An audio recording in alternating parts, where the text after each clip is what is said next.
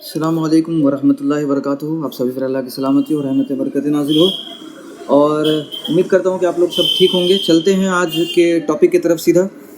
आज हमारा टॉपिक है कि एयर का जो डायग्राम होता है उसे समझने के लिए बेसिकली आपने ये वीडियो खोला है, और ईजीएस्ट वे में समझने के लिए कोशिश ये वीडियो आपने खोला होगा, क्योंकि इस वीडियो का टाइटल ही यही होने वाला है कि बहुत आसान तरीके से इसको समझना और याद रखने के लिए। ठीक है, एग्जामिनेशन पर्पज़ की अगर बात करें तो ये कॉम्पिटिटिव एग्ज़ाम्स वगैरह में भी पूछे जा सकते हैं, पूछे जाते ही हैं। ठीक है, तो हम इसको इस तरह से समझेंगे ये हमें याद रह जाए कंटेंट प्रॉपरली।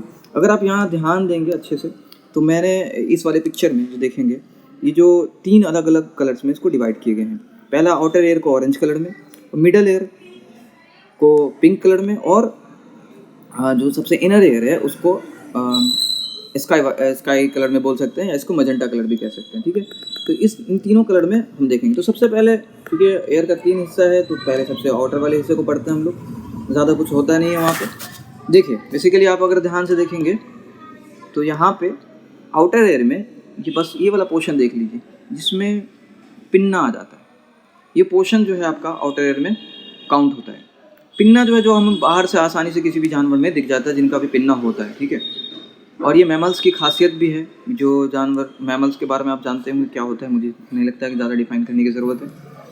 इस आउटर एयर में कौन कौन से पोर्शन होते हैं? ये वाला हिस्सा जो होता है ना हमारे कान का, ये वाला जो हिस्सा होता है, ये इसे हेलिक्स कहते हैं। ठीक है, और ये वाला जो हिस्सा सबसे नीचे वाला होता है उसको लोब्यूल कहते हैं। हेलिक्स हो गया, लोब्यूल हो गया। और ये वाला हिस्सा जो थोड़ा सा निकला हुआ होता है, जो कि यहाँ पे अभी होना चाहिए था, दिखाया नहीं है यहाँ पे, क्योंकि यहाँ पे सेक्शन कट करके दिखाना था। तो ये वाला हिस्सा जो है आपका वो टारगस कहलाता है, हेलिक्स लोब्यूल टारगस। या अगर ऐसा सिंपली कहना चाहे तो इसको पूरे हिस्से को क्या कहते हैं, ऑरिकल भी कह सकते हैं, ऑरिकल। ठीक है, और अगर इसका तीनों अलग अलग नाम याद रखना चाहते हैं तो ऐसे याद रख सकते हैं, हेलिक्स और ट्रैगस और लोब्यूल, HTI। ठीक है, ऐसे भी याद रखें। नीचे से अगर याद रखना चाहते हैं तो लोब्यूल, ट्रैगस और हेलिक्स, ऐसे भी याद रख सकते हैं, ITH ऐसे भी याद रख सकते हैं। ठीक है, और ये हो गया पैसेज हो गया। बेसिकली यहाँ पे ज़्यादा कुछ होता नहीं, एक्सटर्नल ऑडिटरी कैनल है, यहीं से साउंड वेव जाता है, या एयर का जो पैसेज होता है हमारे कानों से कानों तक, कान एयर ड्रम के पास में, जो कि बाहर से प्रेशर बना के रखता है। ठीक है, तो यहीं से होता है। अब ज़्यादा कुछ है नहीं आउटर एयर के बारे में बात करने के लिए, तो सीधा चलते हैं अब इनर एयर की तरफ चलते हैं। ठीक है, तो इनर एयर में आपको क्या देखने को मिलेगा? इनर एयर में सीधा पहले ये देख लो कि पिंक कलर से मैंने मेंशन किया, तो यहाँ ध्यान दो कि ये वाला जो हिस्सा है ये पूरा का पूरा इनर एयर में काउंट होगा। अब इस इनर एयर में क्या क्या चीज़ें आती है देखो। सबसे पहले टिम्पैनिक मेम्ब्रेन है। टिम्पैनिक मेम्ब्रेन किसे कहते हैं? टिम्पैनिक मेम्ब्रेन कहते हैं जो आपका एयर ड्रम है उसी कहते हैं, और वो वही वाइब्रेट करता है। जब साउंड वेव यहाँ पे आता है तो यही इसी को वाइब्रेट कराता है। ठीक है, और जब ये वाइब्रेट होगा तो उसके बाद जो है सेकेंड पोर्शन इसमें होते हैं ऑडिटरी और साइकिल्स भी कहते हैं। ये वाला हिस्सा देखो, ये जो हड्डियाँ यहाँ पे 3 हड्डियाँ होती हैं इनको एयर साइकिल्स कहते हैं। इनके 3 अलग अलग नाम हैं, बताता हूँ मैं बहुत जल्दी। इससे पहले कि मैं हड्डियों के नाम बताऊँ और क्या होता है एग्जैक्टली फंक्शन वहाँ पे, इस स्टैचियन ट्यूब के बारे में बात करना ज़रूरी है। ये वाला जो ट्यूब है, क्योंकि ये ट्यूब जो है ना इंटरनल प्रेशर बना के रखता है एयर का, क्योंकि बाहर से अगर प्रेशर ज़्यादा हो गया तो डैमेज हो सकता है हमारा, हाँ, ये मेम्ब्रेन जो है, और भी चीज़ें डैमेज हो सकती है। बेसिकली सुनने में दिक्कत होने लगेगी। तो अंदर से ये जो है एयर का प्रेशर बना के रखता है। ठीक है, स्टैचियन ट्यूब जो है। और ऐसा आपने फील भी किया होगा, अपने लाइफ में एक्सपीरियंस भी किया होगा कि जब किसी पहाड़ी इलाके में जाते हैं, या कभी कभी आपने ऐसा महसूस भी किया होगा कि कान में जो है ना टी सी आवाज़ सुनाई देती है। तो आवाज़ असल में इसी की वजह से होती है कि अगर बाहर का प्रेशर रिलेटिवली कम हो जाता है इसके प्रेशर की, तो इसका मतलब कि इसका प्रेशर बढ़ गया अगर अंदर से, और यहाँ पे प्रेशर क्रिएट ज़्यादा हो गया, और ये वाला जो है यहाँ पर जो प्रेशर पड़ रहा है वो लो है, तो इसकी वजह से वो आवाज़ सुनाई देती है। और एक चीज़ और भी, एक मोमेंट ऐसा और भी होता है जब हम लोग पहाड़ी इलाके में जाते हैं, किसी ऊंचे इलाके में, तो वहाँ पर भी ऐसा हो सकता है कि आपको ये आवाज़ सुनाई दे, और जो है आपको बेहोशी के जैसा हो सकता है फील हो। और एक ये चीज़ तब भी होती है जब हमारा ब्लड प्रेशर बहुत ज़्यादा बढ़ता है, जिसके वजह से इस स्टेशन ट्यूब में प्रेशर क्रिएट हो जाता है। ठीक है, और अब बात करते हैं इनकी हड्डियों के बारे में। ये जो 3 हड्डियां हैं जिनको ऑडिटरी और साइकिल्स कहते हैं, ये एक का नाम है मैलियस, एक का नाम है इनकस, और एक का नाम है स्टेप्स। जो पहला वाला है इसका नाम है मैलियस, जो बीच वाला है वो है इनकस, और सबसे आखिरी वाला है स्टेप्स। मैं दूसरे पिक्चर में आपको दिखाने की कोशिश करता हूँ, उसके बारे में ज़्यादा अच्छे से वहाँ पे डायग्राम बनाएंगे। देखिए यहाँ ध्यान दीजिए, ये हो गया मैलियस सबसे पहला वाला। अगर हम बाहर से अंदर की तरफ जाते हैं तो ये मैलियस हो गया, दूसरा वाला जो है वो इनकस हो गया, और सबसे आखिरी वाला जो है आपका वो ये हो गया स्टेप्स हो गया। तो MIS करके इसे याद कर सकते हैं, शॉर्टकट वे है। देखो आमतौर पे क्या होता है, मिस हम क्या बोलते हैं, मिस करना, किसी चीज़ को भूल जाते हैं या याद नहीं रह गई या नुकसान हो गया तो कहते हैं मिस करना। तो हम भूलने ही वाली ताकत को अपनी याद करने की ताकत बना लेते हैं इस केस में। तो M से मैलियस सबसे पहले हड्डी, अगर बाहर से जाते हैं अंदर की तरफ तो दूसरी वाली इनकस, I फॉर इनकस, और सबसे अंदर वाली जो है आपका स्टेप्स हो गया। ठीक है, तो इससे अब तीनों हड्डियों के नाम याद रख सकते हैं। इसे मैं मिटा देता हूँ। अब बात करेंगे हम फिर अब होता क्या है। देखो यहाँ पर से सबसे पहले एयर जो साउंड वेव आया, एयर ड्रम में यहाँ पे हिट किया और यहाँ पे वाइब्रेशन क्रिएट किए। ठीक है, यहाँ पे वाइब्रेशन जैसे ही क्रिएट होगा उसके बाद क्या होगा, वाइब्रेशन कहाँ चला जाएगा, पहले तो एयर ड्रम पे हो गया।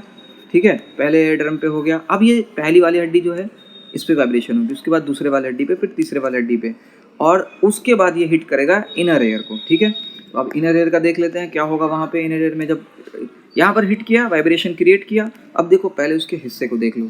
मैंने बताया था कि हम जो है इनर एयर को इस कलर से देखने वाले हैं, और यही आसमानी कलर या जो भी कलर का हो, मैजेंटा का हो, उससे हम देखेंगे। लेकिन पहले उसके पार्ट्स को देखते हैं कि ये जो कोचलिया है इसमें क्या क्या चीज़ें होती हैं।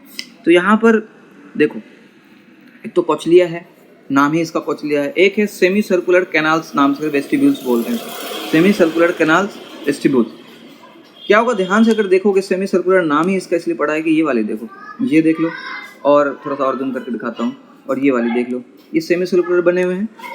और ये वाला पोर्शन जो आप कोचलिया का देख रहे हो, इस सब में जो है लिक्विड बड़ी होती है। अब इसके अंदर एक चीज़ और भी है, वो ये है कि इनके अंदर जो है ना हेयर लाइक प्रोजेक्शंस होते हैं। इस करके हेयर, बहुत ज़्यादा मोटा हेयर हो गया ये, ठीक है, एडजस्ट कर लेना। और ये जो एयर है, एयर बोल रहा हूँ, हेयर लाइक प्रोजेक्शन जो है वो किसी लिक्विड में तैर रहा है। मैंने कहा ना कि इसके अंदर लिक्विड है। तो जब भी ये वाली जो ये हड्डी वाइब्रेट की, फिर ये हड्डी वाइब्रेट की, फिर ये टकराई एक दूसरे से, और यहाँ इवेंचुअली यहाँ पे हिट किया, तो इसके अंदर जो लिक्विड है उसमें वाइब्रेशन क्रिएट होता है। ठीक है, वो मतलब हिलने लगता है, लहर जारी होती है, जिसके वजह से ये जो हेयर है वो हेयर भी हिलते हैं और यहाँ पे कुछ केमिकल्स रिलीज करते हैं, और उन्हीं केमिकल्स के सिग्नल को, उन्हीं केमिकल्स को ये जो है आपका वेस्टिब्यूलो कोचलियर नर्व जो है, ये जो है क्या करता है, उसे कैप्चर करता है। ठीक है, ये उसे कैप्चर करता है और सिग्नल को कहाँ भेजता है, ये जो कहाँ भेजता है, ब्रेन तक भेजता है, जिससे हमें सुनने का अभाव होता है। ठीक है, उम्मीद करता हूँ कि शॉर्ट में ये वीडियो आपको समझ में आ गई कि बेसिकली कैसे काम करता है ये हमारा एयर। और एक बात और भी, अगर ज़्यादा डिटेल में चाहते हो इसके बारे में पढ़ना, ठीक है, ज़्यादा डिटेल में अगर इस वाले, क्योंकि देखो ज़्यादा मेन डिटेल में हमें इसी के बारे में पढ़ना पड़ेगा।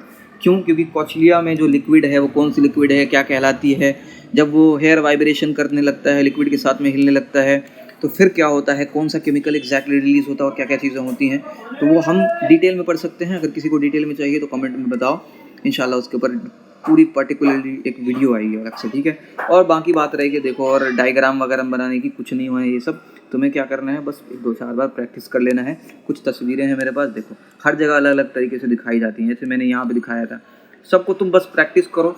आउटर एयर में तो कुछ रखा ही नहीं है, इनर एयर में थोड़ी बहुत चीज़ें हैं, हड्डियाँ हैं वो, और ये आपका मेम्ब्रेन यहाँ पे हो जाता है, टिम्पैनिक मेम्ब्रेन या एयर ड्रम का हो, जो भी कहो, और ये आपका स्टेशन ट्यूब हो जाता है। मेन चीज़ें यानी कि ये आपका मेम्ब्रेन है, हड्डियाँ हैं, और ये जो प्रेशर को बैलेंस करने के लिए है। और इनर एयर थोड़ा सा ज़्यादा डिटेल हो जाता है, लेकिन मैंने ज़्यादा इसको नहीं किया कि ताकि एटलीस्ट हमें समझ में आ जाए कि एयर का स्ट्रक्चर कैसा होता है, कहाँ पे कैसे फंक्शन करता है। ज़्यादा डिटेल में, मैंने कहा पहले भी, ज़्यादा डिटेल में पढ़ना है तो हमें इस वाले पोर्शन के बारे में पढ़ना पड़ेगा, कोचलिया के बारे में। ठीक है, बाकी देखो सिंपल सा डायग्राम भी बना सकते हो, ज़रूरी नहीं है कलर से बनाया जाए, और चाहो ना तुम तो इसे क्या तो कह सकते हैं कि कलर से भी बना सकते हो। कलर से करोगे तो याद रहेगा लॉन्ग टर्म तक कि हमने किसको क्या नाम दिया था, क्या कलर दिया था। ज़्यादा बेटर है प्रैक्टिस करना है। देखो 2 से 3 बार प्रैक्टिस करो इस चीज़ की, और ख़ुद से।